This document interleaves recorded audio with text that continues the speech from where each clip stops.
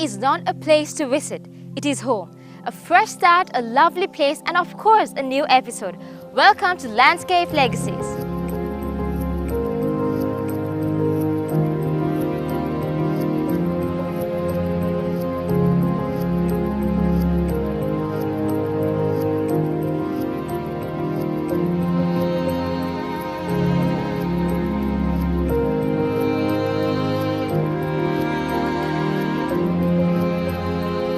We're here today at a legendary garden located 10 kilometers inland from Bentota, a place that shows the power of nature and art, the house of Bevis Baba, the brief garden.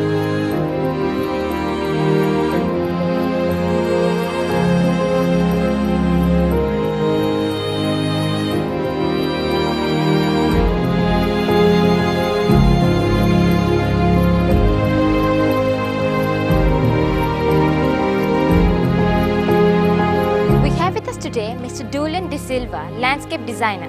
We bid you welcome to our program.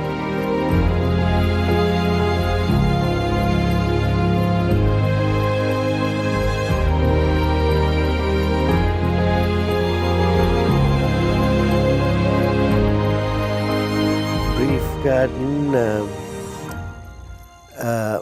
is Mr. Baba's home and the garden. Created by Mr. Baba, Mr. Bevis Baba, started in 1929, and this is he came here to take over the management of their rubber plantation. As a 20-year-old young man, when he had taken such a liking to the area, he decided to have a home here and started building the house. And according to his words, the garden is just a happening. So that is brief. Now,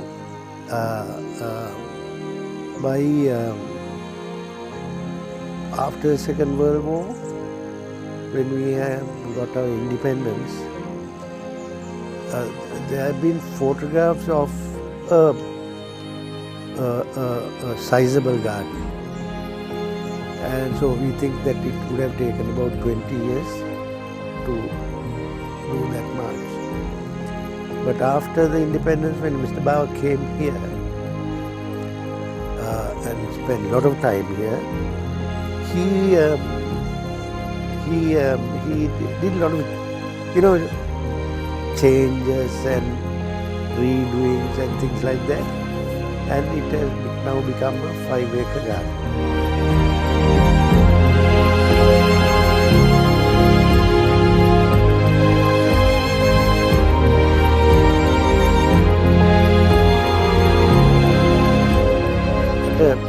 Long period of time, maybe 20 years or so,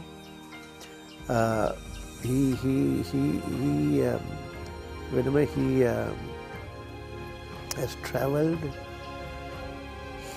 not only in Sri Lanka, in Europe and in the eastern countries, when he came back, he started doing one section of the garden, so that's the influence that he had, the collected during his travels. So like that, we have now the garden. Now here we have a garden with the Japanese pagodas and a small stream and 2 ponds. So we call that Japanese garden. And so Mr. Baba has travelled in Japan, and that thought is brought and implemented here. And then we have, I don't know who has named it, but there is one section of the garden which is called Spanish garden and French garden and so on. I think divided into 3 sections. Now this is one vista, the ponds, the cascading or the water steps. And so that side of the water steps is one section of the garden. And between that and this view, vista, there's another section of the garden. And on the left of the view, we have another section of the garden with Mr. Bava has left one area with big trees because he wanted to have a natural forest as well. So that's the garden. And there are so many, when you go in, you will see there are so many nooks and corners in the garden, and everything is well connected to each other. So you either by a pathway or steps or something. And the other speciality in this garden is that the techniques that Mr. Bava had used at that time to do this in this garden is just right for today's sciences. And I don't know how he got these things. I mean, they were very, very highly talented people. You know, for instance, when it rains, we get a puddle of water in this lawn, and that subsides very slowly. And we think that that feeds the other small plants under the big trees, you know. So things like that. And then in this garden, you don't find erosion. He has done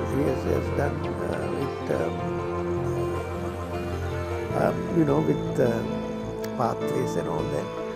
The water flows on the pathways, on cement, and goes into the next garden and subsides. Like that, there's no erosion here. Of course, our road has got eroded because it belongs to many people. So those are the techniques that Mr. Bava had used.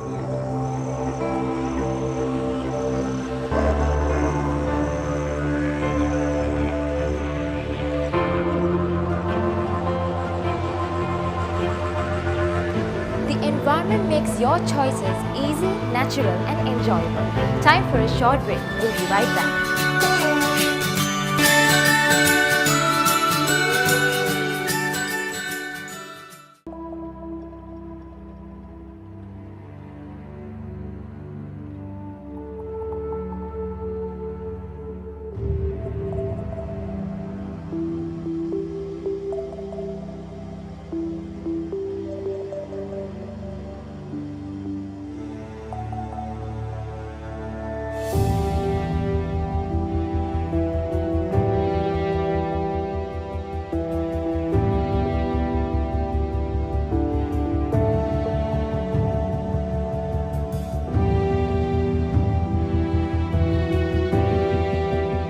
Landscape and nature are both related in terms of architecture. Let's see the link between the two.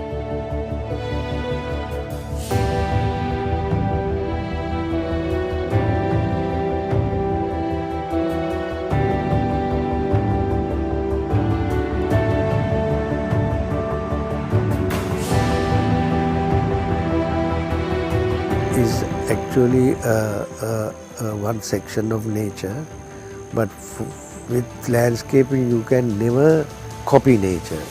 You can get into nature, you can link with nature, but it always stands out as a man-made thing.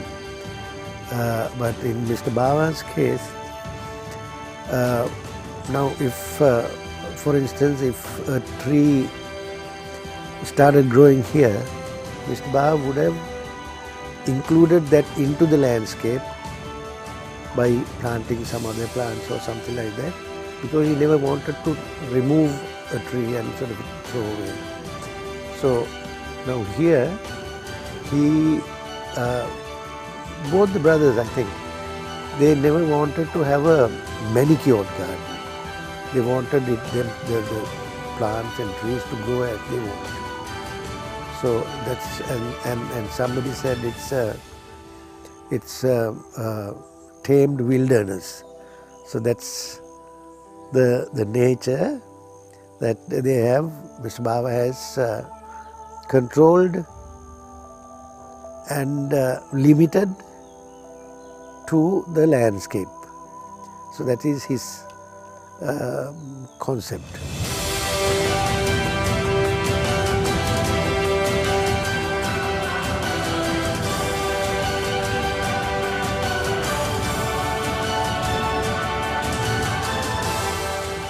garden has a lot of artwork that has been derived from the ancient times. Let's see the process of designing.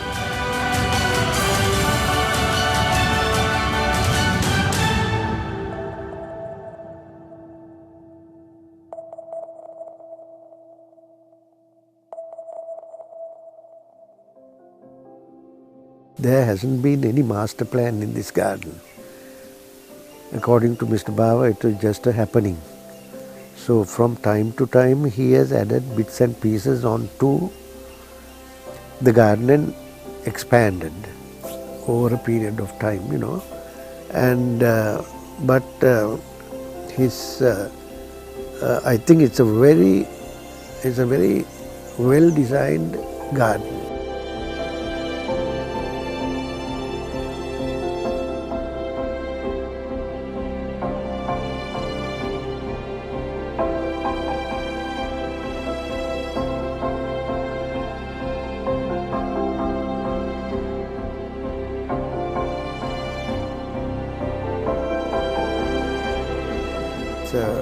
He has used all the slopes, and he has done a lot of landscaping as such, because landscaping is not only planting, it's a control of the landscape. So it's earth moving and all that. So he has got this rubber estate, as I told you earlier. Got it into what he wanted by cutting and filling and doing all sorts of things, and then he did the planting accordingly. But there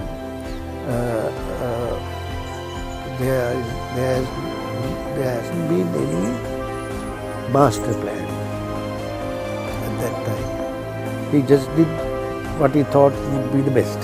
So, but now, in recent years, some students of Architect Anjalenjan has done a sketch of the garden which we have now, which he presented to us. I think it's a beautifully sketched drawing, so that we have now.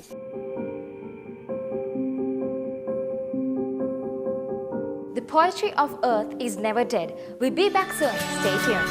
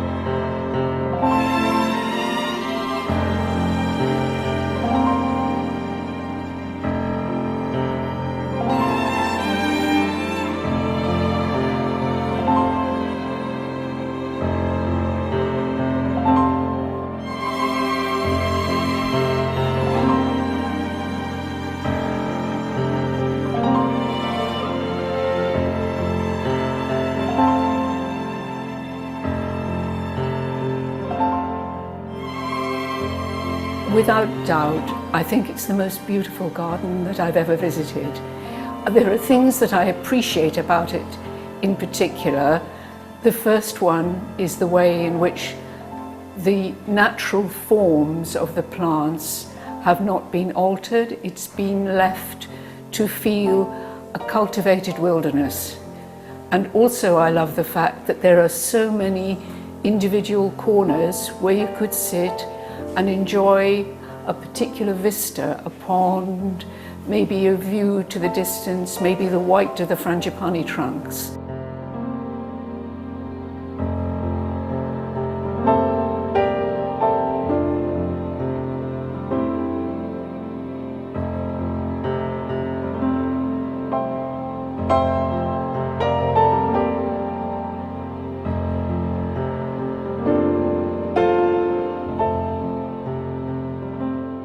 And within that landscape also there are a lot of rare plants which I know very little about.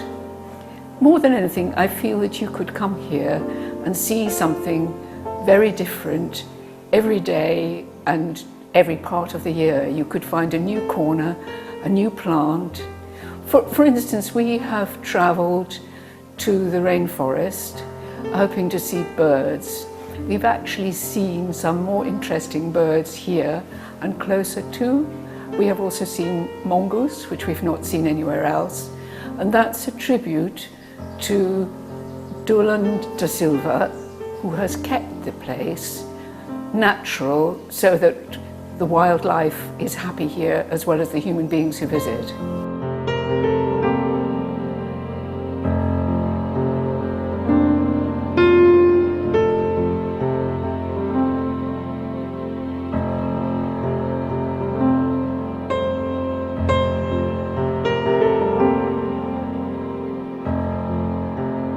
This is my university, so I know actually how it works, the soil and the plant condition and the movement of the sun and the watering and so on.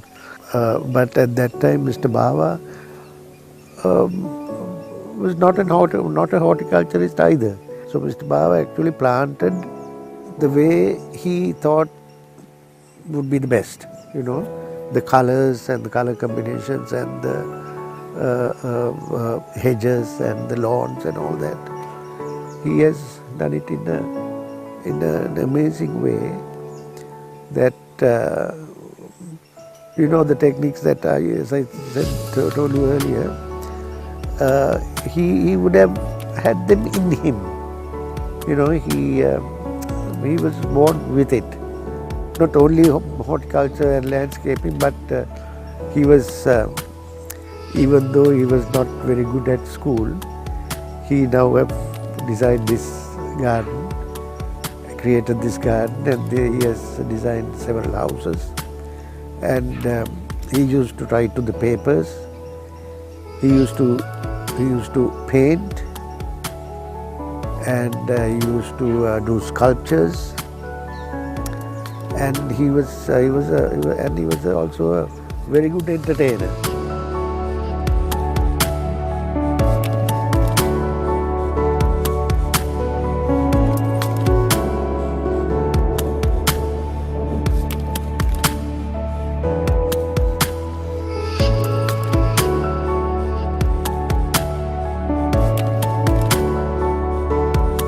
Silence of nature is very real. It surrounds you and you can feel it.